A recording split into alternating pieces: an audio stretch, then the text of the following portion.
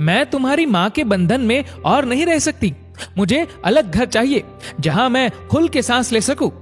पलक रवि को देखते ही जोर से चिल्ला उठी। बात बस इतनी थी कि सुलभा जी ने रवि और पलक को पार्टी में जाता देखकर इतना भर कहा था कि वो रात 10 बजे तक घर वापस आ जाए।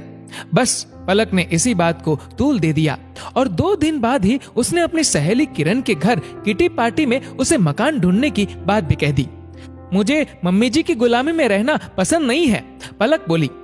पलक, तुम्हारी तरह एक दिन मैं भी यही सोचकर अपनी सास से अलग हो गई थी। किटी खत्म होते ही किरण पलक के सामने थी। तभी तो आप आजाद हो, पलक ने चहक कर कहा तो किरण का स्वर उदासी से भर गया। किरण पलक से 10 वर्ष बड़ी थी। किरण ने कहा, नहीं, बल्कि तभी से मैं गुलाम हो गई। जिसको मैं गुलामी समझ रही थी, वास्तव में आजादी तो वही थी। पलक ने अनमने से भाव से पूछा, वो कैसे?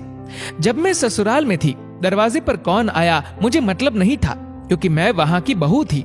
घर में क्या चीज है क्या नहीं, इससे भी मैं आजाद थी। दोनों बच्चे दादा दादी से जुड़े थे। मुझे कहीं आने जाने पर पाबंदी नहीं थी, पर कुछ नियमों के साथ जो सही भी थे। लेकिन जवानी के जोश में मैं अपने आगे कोई सीमा रेखा नहीं चाहती थी। मुझे ये भी नहीं पसंद था कि मेरा पति ऑफिस से आकर सीधा पहले माँ के पास जाए। मैंने दिनेश को हर तरह से मनाकर अलग घर ले लिया और फिर मैं दरवाजे की घंटी, जरूरत का सामान, बच्चों, दिनेश, सबके वक्त की गुलाम हो गई। अपनी मर्जी से मेरे आने जाने पर भी रोक लग गई, क्योंकि कभी बच्चों का होमवर्क कराना है तो कभी उनकी तबीयत खराब है। हर जगह बच्चों को ले नहीं जा सकते, अकेले भी नहीं छोड़ सकते, तो मजबूरन पार्टियां भी छोड़नी पड़ती है। जबकि ससुराल में रहने पर यह सब बंदिश नहीं थी। ऊपर से मकान का किराया और फालतू के खर्चे अलग। फिर दिनेश भी अब उतने खुश नहीं रहते। किरण की आंखें नम हो उठी।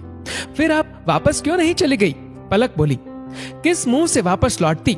इन्होंने एक बार मम्मी से कहा भी था, पर पापा ने ये कहकर साफ मना कर दिया कि एक बार हम लोगों ने बड़ी मुश्किल से अपने आप को संभाला है, अब दूसरा झटका खाने की हिम्मत नहीं है। बेहतर है अब तुम वहीं रहो।